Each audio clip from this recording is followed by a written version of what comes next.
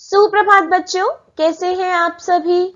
आज हम कक्षा 7वीं का पाठ 7 वर्षा बहार के प्रश्नोत्तर पर चर्चा करेंगे। पिछली वीडियो में हमने कविता पढ़ी थी। आज हम इसके प्रश्नोत्तर जानेंगे।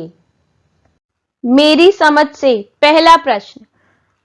पहले प्रश्न में आपको कुछ ऑप्शन दिए गए हैं। आपको उसमें से एक सही ऑप्शन चूज करना है और उस पर सही का निशान लगाना है।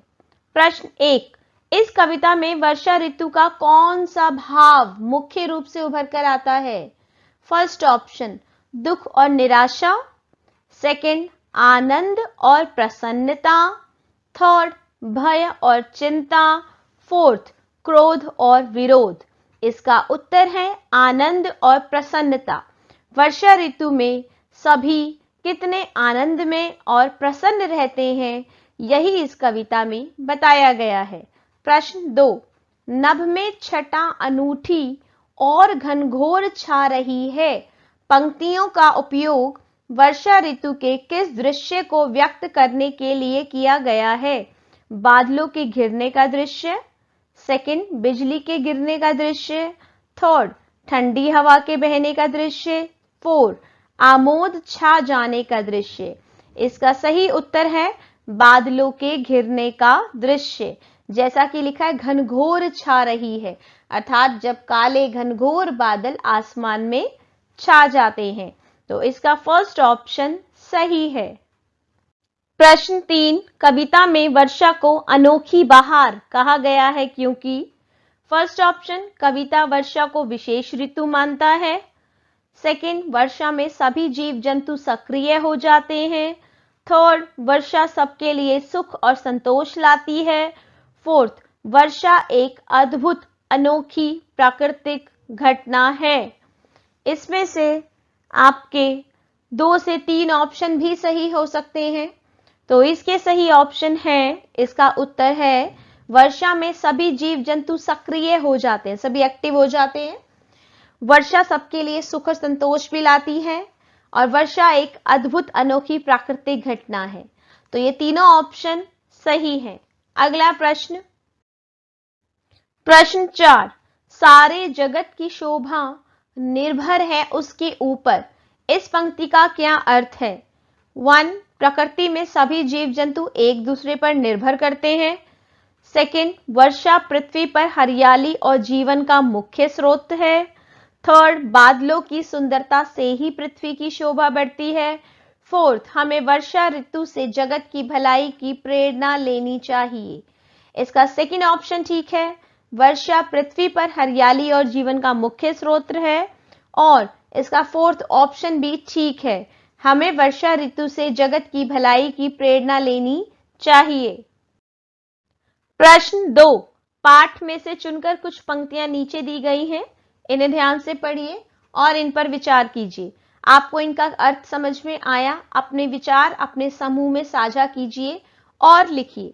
पहली पंक्ति, क, फिरते लखों पपीहे है ग्रीष्म ताप खोते, करते हैं नृत्य वन में देखो ये मोर सारे। उत्तर, इन पंक्तियों में वर्षा ऋतु आने पर पपीहों की गर्मी से जो उनको राहत मिलती है तथा इधर उधर उड़कर वो जो आनंद मनाते हैं, खुश होते हैं, उसी का चित्रण किया गया है। वनों में वर्षा ऋतु में सभी मोर नाचने लगते हैं और वर्षा का स्वागत करते हैं। ख, दूसरी पंक्ति, चलते हैं हंस कहीं पर बांधे कतार सुंदर, गाते हैं गीत कैसे लेते किसान मनहर। इसकी पंक्तियों का अर्थ देखिए। वर्षा ऋतु के आने पर हंस पंक्तियों में चलने लगते हैं, एक कतार में चलने लगते हैं। हंसों की पंक्तियां प्रकृति की सुंदरता और अनुशासन को दर्शाती हैं। यह दृश्य बहुत सुंदर लगता है। किसान खेतों में प्रसन्नता से काम करते हैं और मन को हरने वाले अर्थात मन को भाने वाले गीत भी गाते हैं। मिलकर करें मिलान। स्तंभ 1 का स्तंभ 2 से मिलान कीजिए। पहली पंक्ति, पानी बरस रहा है, झरने भी ये बहे हैं। पहले स्तंभ 1 की पंक्ति को दूसरे से मिलाएंगे, स्तंभ 2 की सेकंड पंक्ति के साथ इसको मैच करेंगे। वर्षा हो रही है और झरने बह रहे हैं। स्तंभ 1 दूसरी पंक्ति, चलती हवा है ठंडी, मिलती है डालियां सब। इसको स्तंभ 2 के नंबर 6 से मिलाएंगे। ठंडी हवाओं के कारण पेड़ों की सभी शाखाएं हिल रही हैं।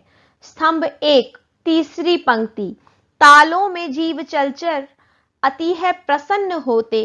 इसको हम स्तंभ 2 की पहली पंक्ति से मिलाएंगे। वर्षा ऋतु में तालाबों के जीव जंतु अधिक प्रसन्न हैं। स्तंभ 1 की चौथी पंक्ति, फिरते लखों पपीहे, है ग्रीष्म ताप खोते। इसको स्तंभ 2 की तीसरी पंक्ति से मिलाएंगे। वर्षा आने पर लाखों पपीहे गर्मी से राहत पाते हैं।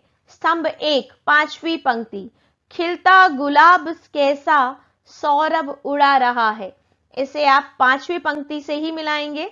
स्तंभ 1 की पांचवी पंक्ति स्तंभ 2 की पांचवी पंक्ति से मिलेगी।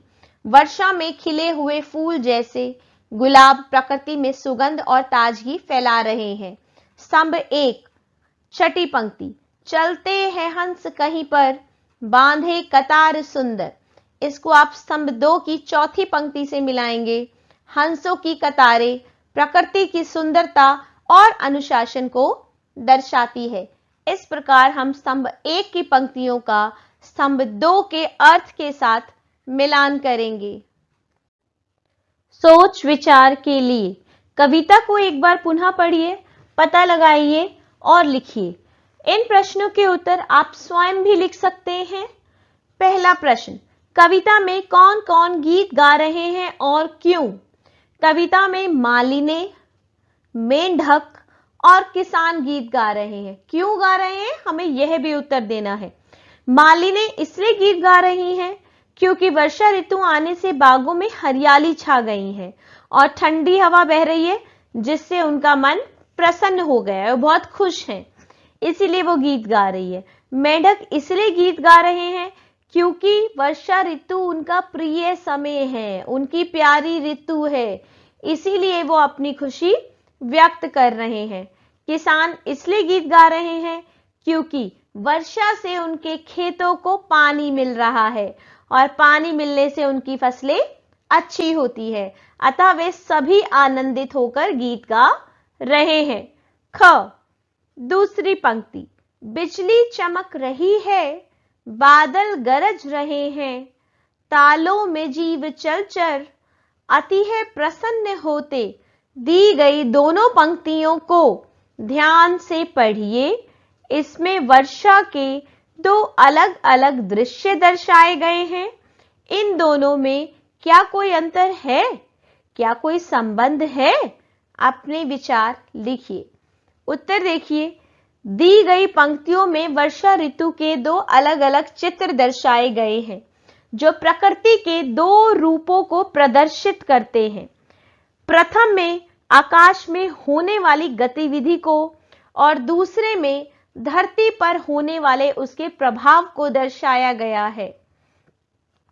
प्रथम पंक्ति में वर्षा ऋतु के आने की चेतावनी और बिजली और बादलों की चर्चा है कि किस तरह बादल आ रहे हैं, बादल गरज रहे हैं, और दूसरी पंक्ति में वर्षा के आने के बाद की प्रसन्नता और जीवन के उल्लास, खुशी को दिखाया गया है। दोनों दृश्यों में स्पष्ट संबंध है। पहला दृश्य कारण है और दूसरा उसका प्रभाव। एक और बादल गरज रहे हैं तो दूसरी ओर जीवन मुस्कुरा रहा है। तो वर्षा ऋतु होने के कारण ही सब खुश हैं, इसीलिए दोनों में बहुत ज्यादा अच्छा संबंध है कारण और प्रभाव का। ग कविता में मुख्य रूप से कौन सी बात कही गई है, उसे पहचानिए, समझिए और अपने शब्दों में लिखिए। उत्तर, कविता में मुख्य रूप से यह बात कही गई है कि वर्षा ऋतु केवल प्रकृति के सौंदर्य को ही नहीं बढ़ाती है, बल्कि जीवन में नयापन, उत्साह और खुशहाली भी लाती है। वर्षा के आने से प्रकृति में ताजगी एवं नयापन ही नहीं आता, बल्कि यह सभी के जीवन में नई ऊर्जा और प्रसन्नता का संचार भी करती है। घ चौथा प्रश्न, खिलता गुलाब कैसा सौरभ उड़ा रहा है। इस पंक्ति को पढ़कर एक खिलते हुए गुलाब का सुंदर चित्र मस्तिष्क में बन जाता है। इस पंक्ति का उद्देश्य केवल गुलाब की सुंदरता को बताना है या इसका कोई अन्य अर्थ भी हो सकता है। उत्तर देखिए, सबसे पहले शाब्दिक अर्थ की बात करेंगे। खिलता गुलाब कैसा सौरभ उड़ा रहा है। यह पंक्ति केवल गुलाब की सुंदरता और उसकी खुशबू को व्यक्त करने के लिए ही नहीं है, बल्कि यह प्रकृति के नवीनीकरण, जीवन की ताजगी और प्रेम व सौंदर्य के प्रतीक के रूप में भी महत्वपूर्ण है। अर्थात शाब्दिक रूप में तो ये आपको फूल की सुंदरता और सुगंध की बात कर रहे हैं, लेकिन वास्तविक अर्थ में यह जीवन के नवीनीकरण, जीवन की ताजगी, प्रेम और सौंदर्य के बारे में बात कर रही है। यह पंक्ति जीवन में खुशियों, प्रेम और सकारात्मक बदलाव के प्रतीक के रूप में भी समझी जा सकती है। और पांचवा प्रश्न, कविता में से उन पंक्तियों को चुनकर लिखिए जिनमें सकारात्मक गतिविधियों का उल्लेख किया गया है, जैसे गीत गाना, नृत्य करना, सुगंध फैलाना। इन गतिविधियों के आधार पर बताइए कि इस कविता का शीर्षक वर्षा बहार क्यों रखा गया। उत्तर देखिए, कविता की सकारात्मक गतिविधियों का उल्लेख करने वाली पंक्तियां निम्नलिखित हैं। पहली, बागों में गीत सुंदर गाती है मालिनी। अब तो सुंदर गीत गा रही है, यह सकारात्मक गतिविधि है।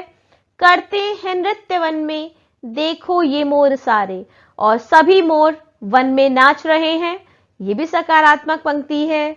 खिलता गुलाब कैसा सौरभ उड़ा रहा है, कि गुलाब की सुगंध चारों तरफ उड़ रही है, तो ये भी सकारात्मक गतिविधि है।